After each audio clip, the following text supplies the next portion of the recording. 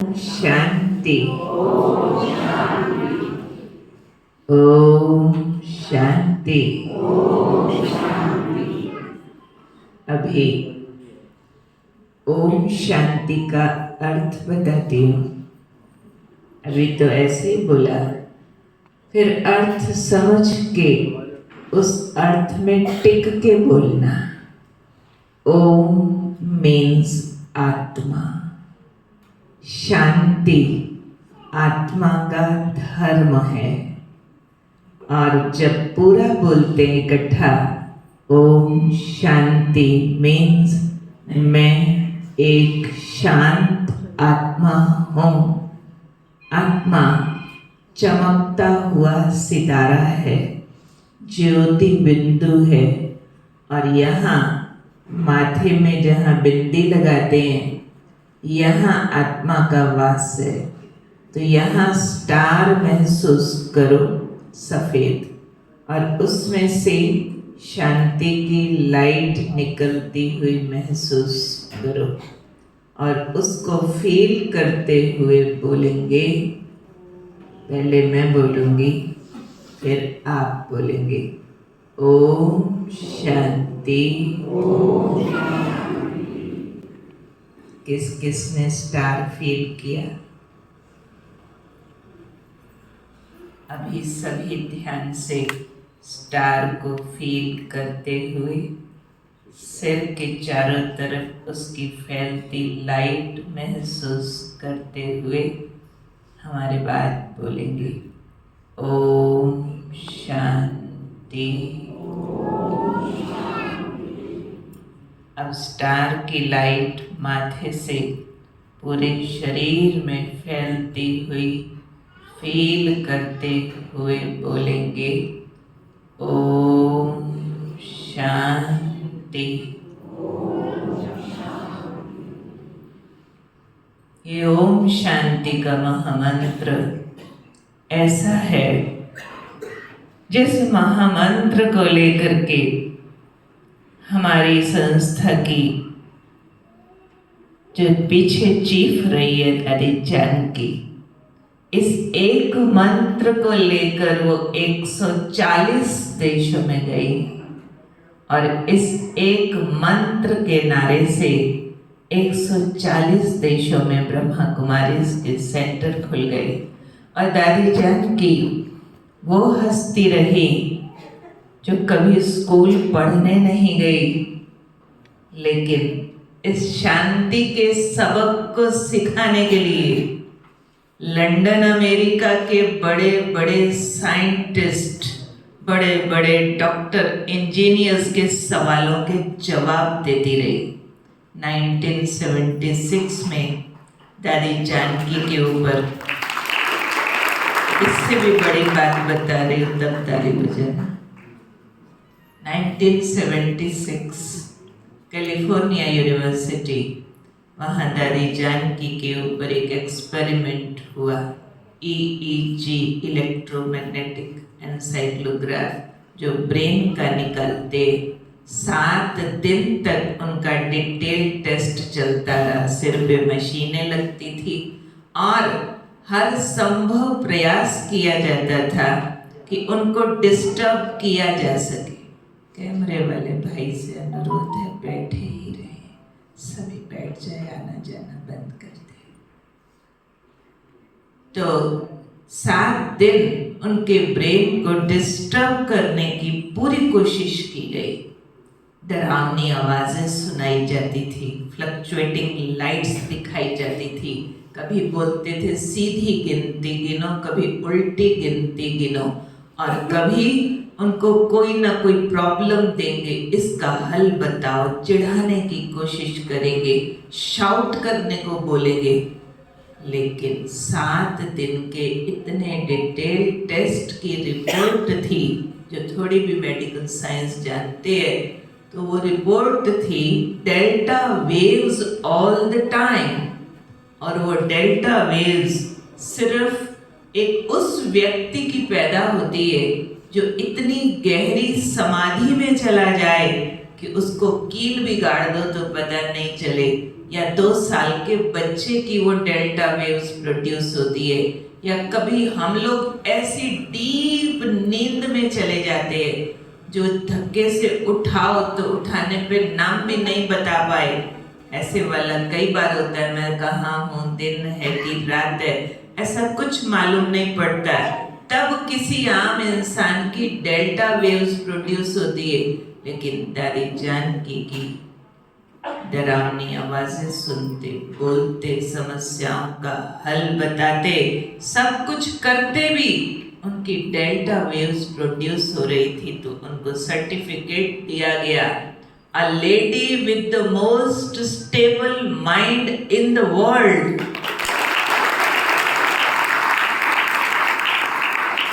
उनको टॉपिक दिया ना, आशा की किरण, महाज्योति का मिलन।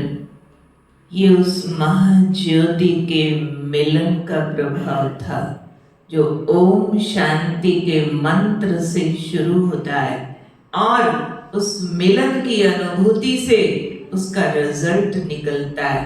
दादी जानकी से पूछा गया, इतनी मेंटल स्टेबिलिटी कैसे हासिल की? तो वो 76 का टाइम था। उन्होंने इतना सिंपल जवाब दिया, कहते 60 साल हो गए, कभी नेगेटिव नहीं सोचा। और मेरे सामने चोर आ जाए, डाकू आ जाए, इस दुनिया का कोई व्यक्ति आ जाए, अच्छा कर रहा हो, बुरा कर रहा हो, एक ही बात सोचती हूँ कि ये सामने वाला एक आत्मा है, ज्योति है, मेरा भाई है, मेरे पिता का बच्चा है, बहुत अच्छा है। इसके अलावा कुछ नहीं सोचती हूँ। रिजल्ट देखो मशीनों में आ गया। और उन्होंने 104 वर्ष की आयु में देह त्याग किया, और 104वें साल में भी ऐसा वर्ल्ड टूर किया जो Guinness book of world record में उनका नाम आ गया। इतना ट्रेवल 104वें साल में, 104वें साल में। और कमाल क्या था, सिर्फ इस ज्योति को ठीक समझना। हमारी प्यारी नीति दीदी बहुत अच्छे से शंकर महादेव जी के परिवार का वर्णन कर रही थी कि कितना विचित्र परिवार है जिसमें केओस में पीस दिखाई है। पीस इन केओस, चारों तरफ हलचल गड़बड़ है, कहीं सांप है, कहीं जहर है, कहीं गंगा बैठी है बाहर है सिर के ऊपर, और कहीं पर शरीर नीला है, शमशान पर बैठे हैं, और कोई उनका वाहन बैल है, तो कहीं शेर खड़ा है, तो कहीं सांप है, तो कहीं चूहे की मौत है, तो कहीं सांप की मौत वाला मोर खड़ा है। सारा कॉन्ट्रडिक्टरी फैमिली, और उसके बावजूद भी शंकर महादेव का फेस कैसा है, आंखें कैसी हैं, शांत है कि अशांत है? क्या दिखता है उस पे? शांति, peace in chaos. This is the symbol of perfect meditative life. एक आध्यात्मिक शक्ति क्या होती है, ये उसका प्रतीक है। अध्यात्म इस बात का मोहताज नहीं है कि आप घर बार छोड़ करके जंगल में चले जाइए। अगर जंगल में भी गए और घर की याद आती रही, जंगल में भी चले गए लेकिन मन दुनिया में भटकता रहा, तो कोई काम का नहीं है। लेकिन रहो भले दुनिया में, लेकिन दुनिया आपके अंदर न रहे, इसकी सख्त जरूरत है। और आध्यात्मिक शक्ति रियली जिसके अंदर होती है, वो पहला काम करता है, आत्म ज्योत जगाता है। जो अभी ओम शांति बोला ना, आत्म ज्योत जगाना माना क्या? यहाँ कोई बत्ती नहीं लगी है बटन से जगा देंगे उसको, नहीं। इसका थॉट प्रोसेस होता है, एक अंडरस्टैंडिंग काम करती है, जो अपने को बढ़ाना होता है। मैं कौन? अपने को जवाब देना होता है। करके देखना, आप मेरे साथ साथ भी करो। पूछो मन ही मन अपने आप से, मैं कौन? मन अगर पूरा शांत होगा ना तो जवाब आएगा। ये मिट्टी का पुतला जो बाहर दिखता ना, इतना ही मैं नहीं हूं। ये तो मर जाता है, जला देते हैं, राख भी गंगा में बहा देते हैं। फिर मैं कौन? कहते हैं पाप न करो आगे भोगना पड़ेगा। इसका मतलब मैं एक ऐसी चीज हूं जो इसके मर जाने के बाद भी आगे जाऊंगी। तो मैं हूं। कोई दुख आता है, कहते कोई पिछले पापों का फल है। पिछला मीन्स क्या? पिछला मीन्स क्या? जब ये नहीं था, यही मीनिंग है ना। जब ये वाला शरीर नहीं था, उसी को कहते पिछला। इसका मतलब मैं कोई ऐसी चीज हूं जो इस मिट्टी के पुतले से पहले भी थी, इसके मरने के बाद भी मैं रहूंगी। तो मैं कौन? मैं एक आत्मा। कैसी आत्मा? एक ज्योति सा कण हूं, प्रकाश हूं, यहां रहती हूं। यहां पर भी कहां? यहां बिंदी की तरह लगी हुई नहीं हूं। यहां से 2.5 इंच अंदर ब्रेन के बीच एक ऑर्गन होता है, हाइपोथैलेमस, और उसके साथ होती है पिट्यूटरी ग्लैंड। उन दोनों के बीच आत्मा, स्टार, लिविंग एनर्जी, एक तेज करंट है, छोटी सी डॉट है, बहुत तीखा करंट है। यहाँ उसकी बिंदी लगाई जाती है, तो यहाँ जब आत्मा आके बैठती है, ब्रेन को चार्ज करती है। ब्रेन का कनेक्शन पूरे शरीर के साथ है, सारा शरीर जिंदा हो जाता है। और आत्मा के अंदर गहरी शांति होती है, शक्ति होती है। जैसे ही मैं अपने आप से पूछती हूँ मैं कौन, तो अपने को जवाब देती हूँ मैं एक शांत आत्मा हूँ। ब्रेन के बीच चमकने वाला सफेद सितारा हूँ। विजुअलाइज करती हूँ उसको, ऐसे फील करती हूँ, हाँ ब्रेन के बीच एक स्टार, ये मैं जग रही हूँ, शांत हूँ, शक्तिशाली हूँ। मेरी किरणें सिर के चारों तरफ बाहर निकल रही है, पेट में, बाजू में, लेग्स में जा रही है, शरीर के रोम रोम से बाहर निकल रही है। ये मर जाएगा तो भी मैं आत्मा जिंदा रहूंगी। ऐसा जब प्रैक्टिस करती हूँ, मैं इस प्रैक्टिस का चमत्कार सुनाती हूँ। अपनी लाइफ पर मैंने एक्सपेरिमेंट किए। मैं 16 साल की थी जब इस मेडिटेशन की लाइन में आई, और 16 साल तक मैं अपने घर की प्रिंसेस कहलाती थी। अपने शहर की नंबर 1 फैशनेबल लड़की थी, और घर में इतना गुस्सा करती थी कि लोग मुझे झांसी की रानी बोलते थे। लीडरशिप, बहुत लीडरशिप, 7 मेंबर्स, मैं सबसे छोटा बच्चा, सबको नचा के रखने वाला, ऐसे बिगड़ा हुआ बच्चा। पर अंदर से मेरे अंदर एक तरह की खोज, जिज्ञासा, एंजाइटी बन गई थी कि आखिर सच्चाई क्या है। ये भी ठीक नहीं, वो भी ठीक नहीं। और उस चक्कर में अपने को खुश करने के लिए कभी गुस्सा, कभी फैशन, कभी खाना, ये चीजें यूज करती थी। इसलिए बहुत तिखी हो गई थी। लेकिन अचानक मुझे एक दिन एक फ्रेंड के घर से रद्दी बिक रही थी, एक किताब मिली।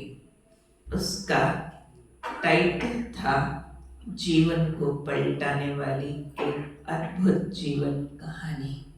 हमने उसके थोड़े पेज पढ़े और मुझे लगा ये किन लोगों की दास्तान है।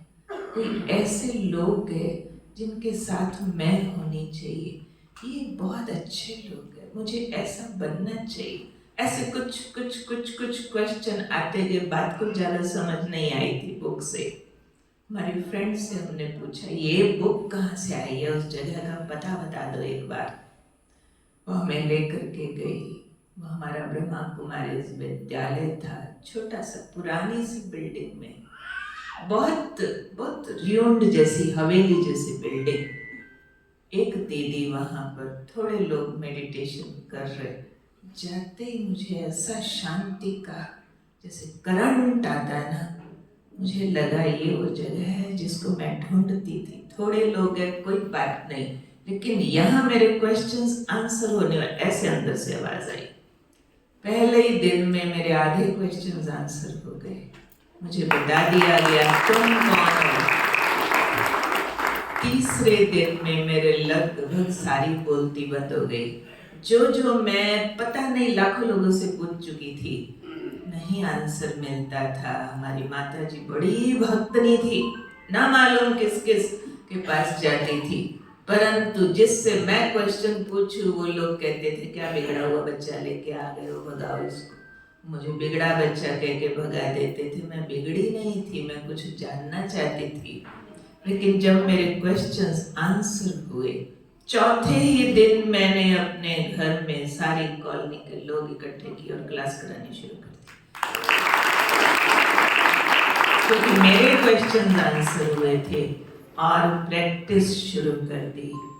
मैं एक शांत आत्मा हूँ, शांति के सागर परमात्मा की संतान हूँ। मुझे ये प्रैक्टिस करते अभी 3 महीने ही हुए थे। हमारा सारा क्रोध, सारा बिगड़ापन, सारा फैशन कहाँ गया पता ही नहीं चला। 6 महीने बाद हमारी बड़ी बहन की शादी थी, 500 का परिवार आया हुआ था। सारा काम हम संभाल रही थी, लीडरशिप स्पिरिट थी इसलिए। और हमारे मामा ने 500 की सभा में पकड़ के मुझे खड़ा किया, कहते इस बेटी को देखो, जरा ध्यान से देखो इसकी तरफ। 6 महीना पहले ये आग का अंगारा थी और अभी ये बर्फ की ठंडी सिल्ली हो गई है। सारे लोग इसको नचा रहे हैं, ये गुस्सा नहीं कर रही है। और तब तक मैं सादगी का अवतार हो चुकी थी। उसके बाद 6 साल और पढ़ाई किया, कॉलेज टॉप किया, और हमारे प्रिंसिपल हमारे घर आई। हमारी सादगी और हमारे कैरेक्टर को देख करके हमारी माता जी को कहती है आपकी बेटी मांगने आई हूँ। मुझे मेरे कॉलेज में ऐसी प्रोफेसर चाहिए, और अगर ऐसी मुझे 10 मिल जाए मैं पूरे शहर का नक्शा बदल करके दिखा सकती हूँ। तब हमने उनको कहा था sorry ma'am, I am already appointed in Godfather University। क्यों सुनाई ये सारी दास्तान? क्योंकि एक सिंपल प्रैक्टिस, मैं कौन, कमाल कर गई। और उस पिता परमात्मा को ठीक पहचाना कि वो जो परम ज्योति है मेरा पिता, जिसको ढूंढती थी, भटकती थी। हमारी माता जी श्री राम की भक्तनी थी, हमारी बहन हनुमान जी की पूजा करती थी, भाई जो है वो श्री कृष्ण की पूजा करता था, पिताजी किसी और पंथ को मानते थे, आपस में बहस और झगड़ा भी करते रहते थे। मैं कंफ्यूज थी, भक्ति बहुत किया पर कंफ्यूज थी। आखिर जब बोलूं वन गॉड, भगवान एक होता है, इनमें से कौन से वाला होता है? हमें बताया गया था ब्रह्मा विष्णु शंकर 3 महाशक्तियां होती है। मैं कहा वो तो 3 होती है ना, गॉड इज वन, कहाँ है? अब 3 में से चुनना पड़ेगा, ब्रह्मा जी बड़े कि विष्णु जी बड़े कि शंकर जी बड़े, कौन बड़ा कौन छोटा, तो लड़ाई का सब्जेक्ट है। भगवान एक पर कौन से वाला एक? फिर आज मैं हिंदू धर्म में कोई एक सेलेक्ट कर लूं, चलो मैं कह दूं Vishnu ji top most, Shri Krishna ji top most, Shankar ji top most, जिसको भी सेलेक्ट कर लो। चली जाऊं मुस्लिम भाइयों के पास, आप भी मानो शंकर जी योर गॉड, क्या बोलेंगे वो कहेंगे हमारे मोहम्मद साहब है।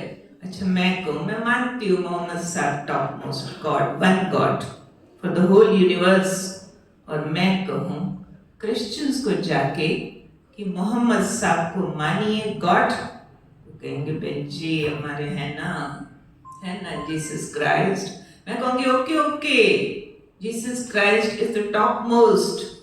जाती हूँ बुद्धिस्ट के पास, तो ये तो क्या हो गया, वो उसको नहीं मानता, वो उसको नहीं मानता, वो उसको नहीं मानता, तो भगवानों की भीड़ में भगवान गुम हो गया। Who is one God? और फिर हम कहते हैं मजहब नहीं सिखाता आपस में वैर रखना, और सत्य है पूरे संसार में सबसे ज्यादा लड़ाइयां धर्म के नाम पर हुई है। सत्य है, झुठलाया नहीं जा सकता। More than 70% was in the name of religion only। तो क्या कहेंगे, धर्म लड़ाता है?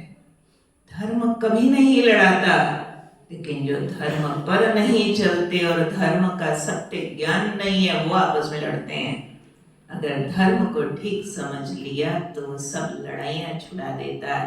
तो आज एक 2 लाइनों में राइट इंफॉर्मेशन देती हूँ कि भगवान इतने सारे नहीं होते, लेकिन एक भगवान वो है जिनको इन सब ने माना है। इन सब की एक अंगुली उठी थी ऊपर की ओर। गुरु नानक देव जी क्या बोले, एक ओंकार सतनाम करता गुरु। वाहे गुरु किसको बोला, वाहे गुरु अपने को। गुरु नानक देव जी ने वाहे गुरु किसको बोला, परम शक्ति, उसको बोला एक ओंकार, वो एक है ईश्वर। और वो कौन सा है, अव्वल अल्लाह नूर पाया कुदरत दे सब बंदे। एक नूर ते सब जग उपजियो को भले को मंदे। उस एक नूर से उपजे हैं, मुझसे नहीं। उन्होंने ये नहीं बोला ये संसार मुझसे पैदा हुआ है। एक नूर ते सब जग उपजियो, उसी को गुरु गोविंद सिंह जी ने कहा, दे शिवावर मोहे है शुभ कर्म अंत कब हो न डरो।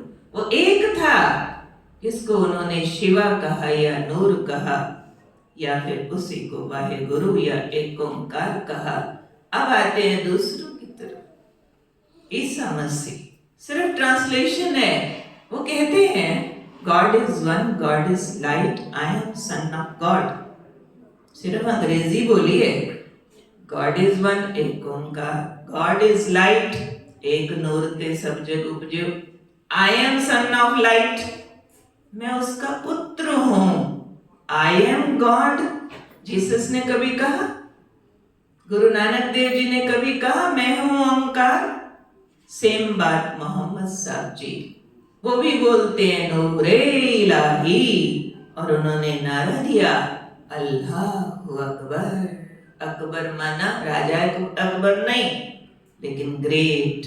Only God is the greatest of the great. भगवान से ऊंची शक्ति कोई होती नहीं, और उसको उन्होंने कह दिया नूरे इलाही। अल्लाह एक नूर है। नूर बोलो, गॉड बोलो, लाइट बोलो, बात तो एक ही है।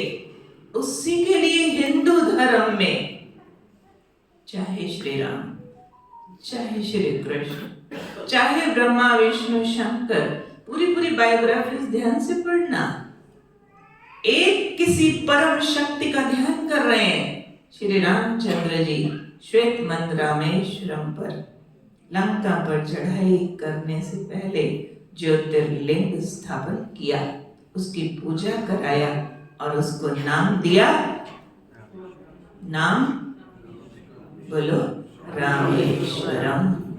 राम के भी जो ईश्वर है। रामायण में कहा है शिव द्रोही ममदास कहावा, सो नर मोह सपना न भावा। तो पूजा अपने से बड़े की होती है या छोटे की होती है, जरूरी बात है ना। तो वो राम के भी ईश्वर है। नॉर्थ साइड मंदिर है गोपेश्वरम, जहाँ श्री कृष्ण बाल गोपाल शिवलिंग पर जल चढ़ा रहे। और श्री कृष्ण की बायोग्राफी पढ़ो, चाहे महाभारत युद्ध कराया, चाहे जीवन कहानी बचपन की हो, काउंटलेस टाइम्स उस परम शक्ति का ध्यान कर रहे। शक्ति लेते हैं, चक्कर चलाते हैं, शक्ति लेते हैं, ऐसा फेंकते हैं, उस शक्ति से काम होता है। और उस पिंडी को नाम दिया गया गोपेश्वरम। गोप यानी श्री कृष्ण, उनके भी ईश्वर। ब्रह्मा सृष्टि के रचयिता। फोटो देखो ध्यान से, हाथ में माला। माला माना क्या, कोई है बड़ा, इसको याद कर रहे हैं। विष्णु जी शेष शैया पर ध्यान मग्न अवस्था में सोए है। भृगु ऋषि आए, गुस्सा आया, लात मारी, तुम यहाँ सोए पड़े हो, जगत की पालना कौन करेगा? विष्णु जी ने प्यार से जवाब दिया, मैं यहाँ सोया हुआ नहीं हूँ, मैं उस परम शक्ति का ध्यान कर रहा हूँ। और उस ध्यान से इतना तेज उत्पन्न होता है जिससे जगत की पालना होती है। पालना मैं नहीं करता हूँ। शंकर जी जिनके सारे अलंकार सुने अभी, गले में सांप है, सिर पे चांद है, शरीर नीला है, लेकिन पोज कौन सा है? तपस्वी, समाधि। ये समाधि क्या कहती है, तपस्या क्या कहती है? कि आपसे कोई और बड़ी शक्ति है जो आपको निरंतर ऊर्जा दे रही है। Still getting more and more, learning more and more, उसको तपस्या बोलते हैं। क्या भगवान को तपस्या करने की आवश्यकता होती है? तो ब्रह्मा विष्णु शंकर तीनों उस एक परम शक्ति की औलाद हैं, जिसका यादगार हमारे मंदिरों में बहुत खूबसूरत बना हुआ है। ज्योतिर्लिंगम, गोलाकार पिंडी। उस गोलाकार पिंडी को जाकर देखो, उसका ना हाथ पैर नाक कान मुंह कुछ भी नहीं है। ऊपर 3 लाइनें हैं और उसके ऊपर एक बिंदी है।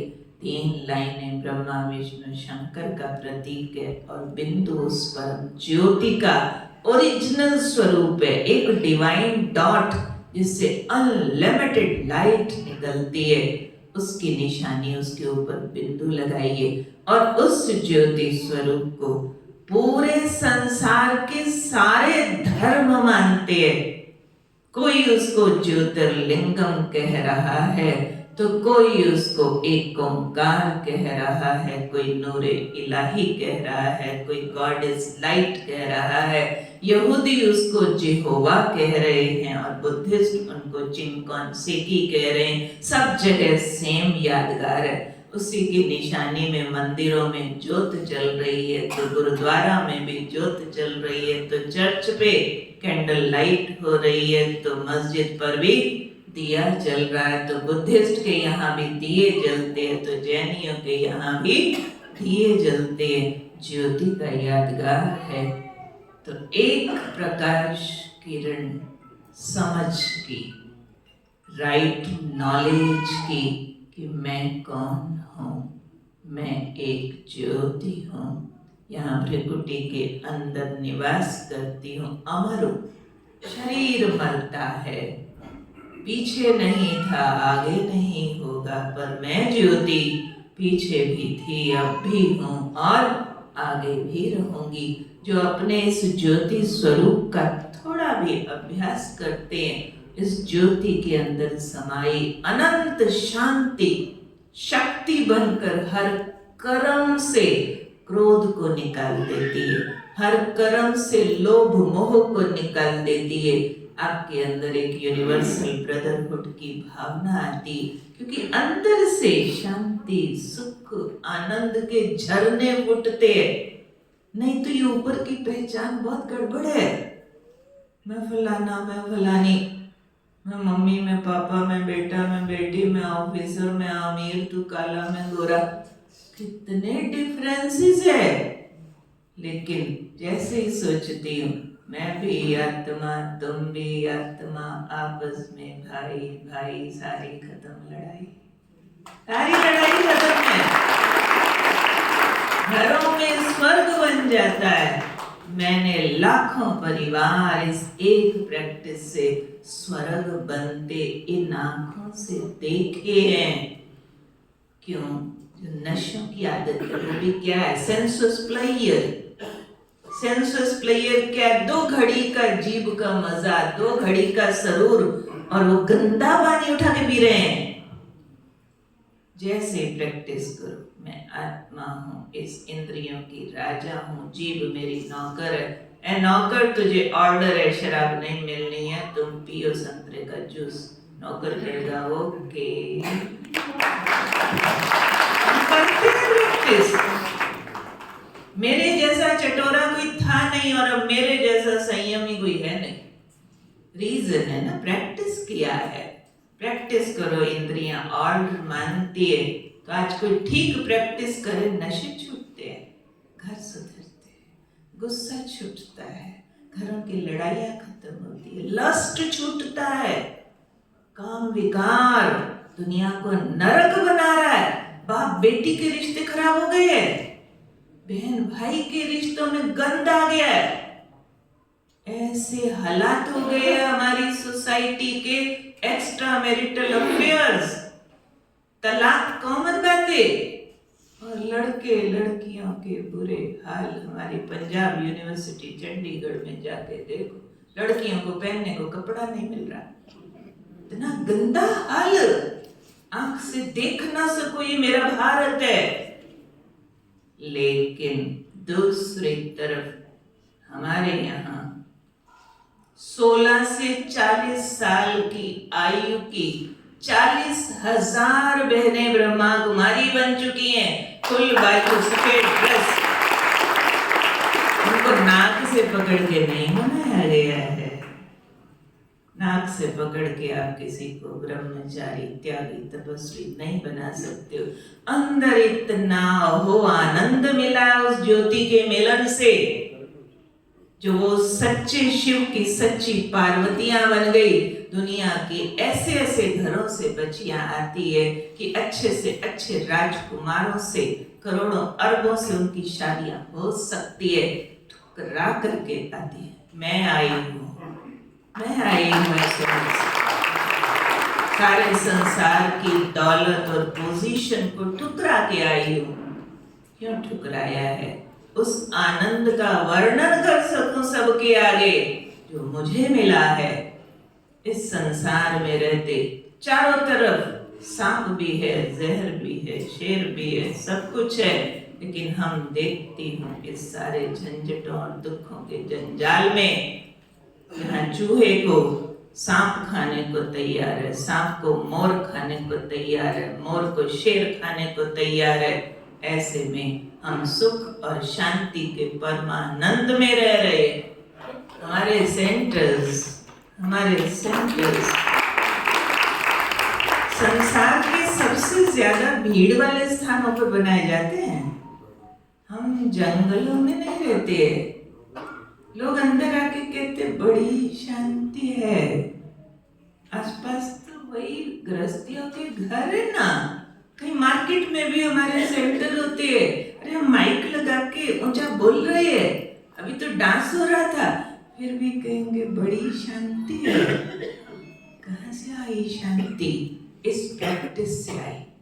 जो ये दीदियां हमारी प्यारी बहनें या भावनाएं लेकर बैठी हैं, ये सब मेरे भाई आ रहे, मेरे बाबा के बच्चे, हमारे रिश्तेदार है, सुखी रहे, शांत रहे। सुबह 3 बजे से उठ के मेडिटेशन करती हैं, रात सोने से पहले घंटा मेडिटेशन करती है, सारा दिन हाथ से काम करती है, झाड़ू लगाएंगी, कपड़ा धोएंगी, खाना बनाएंगी, आपको कहेंगे आओ खाओ प्रसाद हमने बनाया। आपके घर में 4 मेहमान आ जाए, आपका मुंह लटक जाता है। और यहाँ पे देखो रोज कितने मेहमान आते हैं, परंतु वो प्रैक्टिस काम करती है जो अंदर कर रहे हैं प्राइवेट। मैं हूँ आत्मा, तुम हो आत्मा, उस परम ज्योति एक पिता के बच्चे। न सिर्फ आप, हमारे सामने कोई रिलीजन का आ जाए, हिंदू, मुसलमान, सिख, ईसाई, चाहे प्रेसिडेंट, चाहे रिक्शा वाला, हमारे लिए बराबर हमारा भाई है। फीलिंग्स काम कर रही है।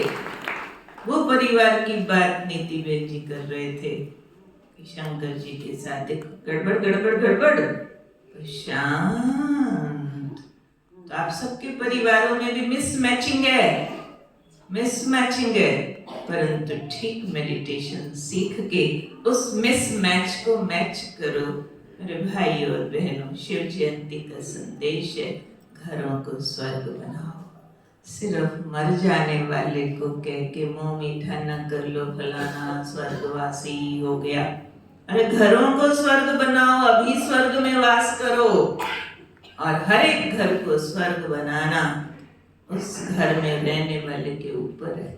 आज जितने यहाँ बैठे, हर एक यहाँ से एक अच्छे थॉट की सौगात लेके जाओ कि मैं इतना योग्य और महान हूं कि अपने अपने घर को स्वर्ग बना सकता हूं, बना सकती हूँ। क्या लगता है भाई और बहनों, क्या लगता है? आप में इतनी ताकत है, अपने घर को स्वर्ग बना सकते हो? बना सकते हो? इतने शांत और खुश रहो, जो कोई भी गलती करे एक दुआ दे दो तो सुखी रहे। गुस्सा न करो, न करो, ये कर दिया वो कर दिया, ये ऐसे वैसे, नो। जो किया, एक एक्टिंग किया उसने, दो दुआएं दे दो, प्यार दे दो, प्यार की ज्योत जगा दो, शांति की ज्योत जगा दो। दिल में अपने इच्छाओं कामनाओं की जो आग भड़काई है ना, वो इच्छाएं सारी भी पूरी हो जाएं।